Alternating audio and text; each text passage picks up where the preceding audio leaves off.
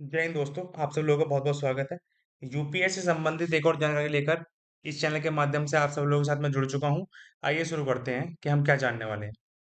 देखिए, यूपीएस में वीआरएस लेने की आयु और पेंशन मिलने की आयु को लेकर केंद्रीय अर्धसैनिक बलों के जवानों में रोष है। वह केंद्रीय कर्मचारी संगठनों के नेताओं से संपर्क कर रहे हैं।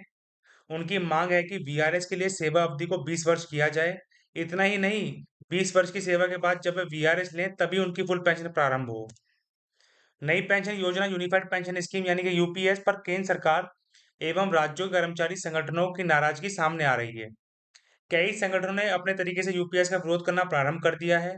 इस कड़ी में अब केंद्रीय अर्धसैनिक बलों के जवान भी सामने आ रहे हैं। वजह, उन्हें तो ओपीएस भी नहीं मिलती। पुरानी पेंशन बहाली का केस सुप्रीम कोर्ट में चल रहा है। दिल्ली हाई कोर्ट ने इन बलों को भारत संघ के सशस्त्र बल मानकर ओपीएस में शामिल करने के लिए कहा था, मगर केंद्र सरकार इस फैसले के खिलाफ सुप्रीम कोर्ट में चली गई।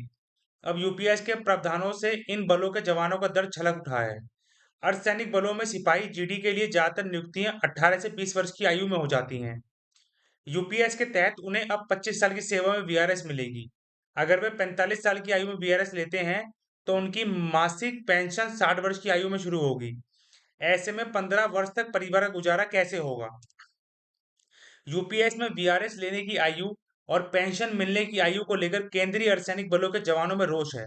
वे केंद्रीय कर्मचारी संगठनों के नेताओं से संपर्क कर रहे हैं। उनकी मांग है कि वीआरएस के लिए सेवा अवधि को 20 वर्ष किया जाए। इतना ही नहीं, 20 वर्ष की सेवा के बाद जब वे वीआरएस ले तभी उनकी पेंशन फुल प्रारंभ हो जाए। National mission for old pension scheme Bharat के राष्ट्रीय अध्यक्ष डॉक्टर मनजीत सिंह पटेल ने बताया, हमारे पास केंद्रीय अर्धसैनिक बलों से रोजाना कई फोन आ रहे हैं। जवानों की गुजारिश होती है कि वीआरएस के केस में सेवा कार्यकाल 20 साल करा दें। दूसरा, वीआरएस लेते ही फुल पेंशन शुरू हो जाए। ऐसा ना हो कि जवान को अपनी स्वैच्छिक सेवानिवृत्ति के बाद पेंशन के लिए 10 से 15 साल इंतजार करना पड़े। अगर पेंशन 60 वर्ष की आयु में शुरू होगी तो उस वक्त तक परिवार का गुजारा कैसे होगा। यह गारंटी भी नहीं है कि तब तक कोई जवान जीवित ही रहे। कब कैसी परिस्थिति आ जाए कोई नहीं जानता।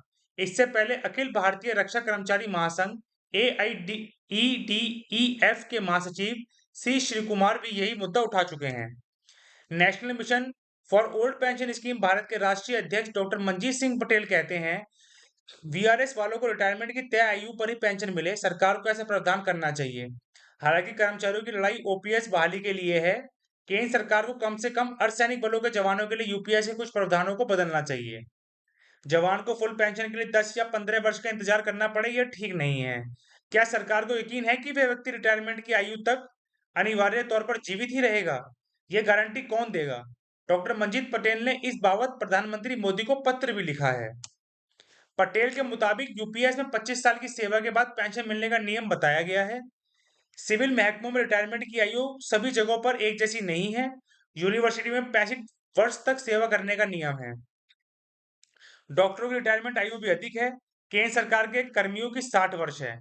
कहीं पर 58 साल भी संभव है। यहाँ पर एक बड़ा सवाल यह है कि क्या सरकार वीआरएस लेने वाले कर्मचारी को 10 वर्ष या 15 वर्ष तक जीवित रहने की गारंटी भी देगी? सरकार को क्या पता है कि वह व्यक्ति पेंशन मिलने के तय समय तक जीवित रहेगा? अगर वह व्यक्ति बीच की अवधि में मर जाता है तो उसकी पेंशन का पैसा किसको जाएगा? फैमिली पेंशन तो बहुत कम होती है। मतलब यूपीएस के इस प्रावधान का नुकसान केवल संबंधित कर्मचारी या जवान के परिवार को ही उठाना है। केंद्रीय अर्धसैनिक बलों में पुरानी पेंशन बहाली का केस सुप्रीम कोर्ट में चल रहा है। अब यूपीएस के आने से इन बलों को ओपीएस लागू की उम्मीद टूट सी गई है। वजह, केंद्र सरकार सुप्रीम कोर्ट में यह बात कह सकती है कि यह बल भी अन्य कर्मचारियों की तरह यूपीएस के दायरे में आएंगे। यहाँ पर एक पैंच फिर भी फंस रहा है कि सरकार सीएपीएफ को संघ के सशस्त्र बल मानेगी या नहीं। दिल्ली हाई कोर्ट और खुद इन बलों का एक्ट ये बात मानता है कि सीएपीएफ संघ के सशस्त्र बल हैं। अगर सरकार भी सर्वोच्च अदालत में ये बात मान लेगी कि हाँ ये संघ के सशस्त्र बल हैं, तो इन्हें ओपीएस देना पड़ेगा। इस केस का आधार केवल एक ही है कि ये बल भारत संघ के सशस्त्र बल हैं या नहीं। खास बात है कि मौजूदा समय में केंद्र सरकार ने आर्मी, नेवी और एयरफोर्स को ही संघ के सशस्त्र बल माना है। इसी के चलते इन बलों में ओपीएस लागू है। पिछले दिनों सर्वोच्च अदालत ने इस मामले की सुनवाई की थी।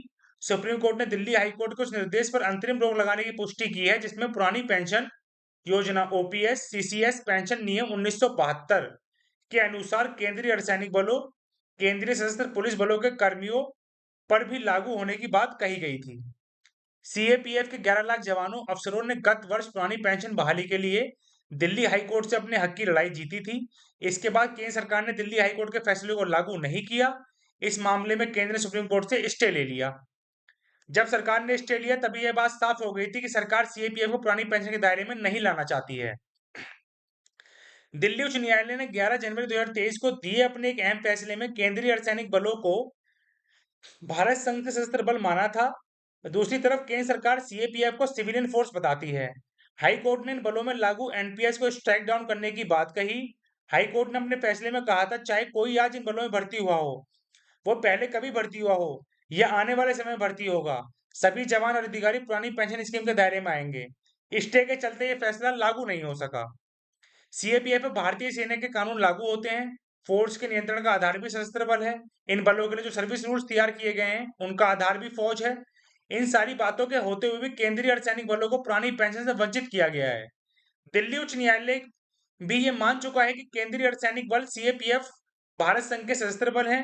केंद्र सरकार कई मामलों में केंद्रीय अर्धसैनिक बलों को सशस्त्र बल मानने को तैयार नहीं होती। सीएपीएफ में पुरानी पेंशन का मुद्दा भी इसी चक्कर में फंसा हुआ है। 1 जनवरी 2004 के बाद केंद्र सरकार की नौकरियों में भर्ती हुए सभी कर्मियों को पुरानी पेंशन के दायरे से बाहर कर एनपीएस में शामिल कर दिया गया। इसी तर्ज पर सीएपीएफ जवानों को सिविल कर्मचारी मानकर उन्हें भी एनपीएस में शामिल कर दिया। तब केंद्र सरकार का मानना था कि देश में सेना, नेवी और वायुसेना ही सशस्त्र बल हैं। बीएसएफ एक्ट 1968 में कहा गया है कि इस बल का गठन भारत संघ के सशस्त्र बल के रूप में हुआ है। इसी तरह सीएपीएफ के बाकी बलों का गठन भी भारत संघ के सशस्त्र बलों के रूप में हुआ है। कोर्ट ने माना है कि सीएपीएफ भी भारत के सशस्त्र बलों में शामिल है। इस लिहाज से उन पर एनपीएस लागू नहीं होता। केंद्रीय गृह मंत्रालय भारत सरकार द्वारा 6 अगस्त 2004 को जारी पत्र में घोषित किया गया है कि गृह मंत्रालय के प्रशासनिक नियंत्रण के तहत केंद्रीय बल संघ के सशस्त्र बल हैं।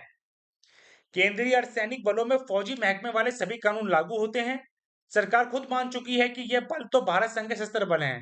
इन्हें अलाउंस भी सशस्त्र बलों की तर्ज पर मिलते हैं। इन बलों में कोर्ट मार्शल का ही प्रावधान है। इस मामले में सरकार दोहरा मापदंड अपना रही है। अगर इन्हें सिविलियन मानते हैं तो आर्मी की तर्ज पर बाकी प्रावधान क्यों है? फोर्स के नियंत्रण का आधार भी सशस्त्र बल है। जो सर्विस रूल्स हैं वह भी सैन्य बलों की तर्ज पर बने हैं। अब सरकार इन्हें सिविलियन फोर्स बता रही है।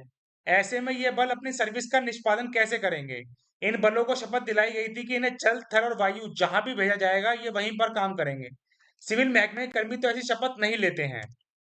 तो यही जानकारी निकल कर आई है। जैसे ही इसमें कोई अपडेट निकल कर आता है इस चैनल के माध्यम से मैं वीडियो बनाकर आप लोगों तक वो जानकारी पहुंचा दूंगा। वीडियो अच्छा लगा तो लाइक करिएगा, चैनल को सब्सक्राइब करिएगा। जय हिंद, जय भारत। और हाँ दोस्तों, ओपीएस हमारा हक है और ओपीएस हम सरकार से किसी भी हाल में लेकर रहेंगे।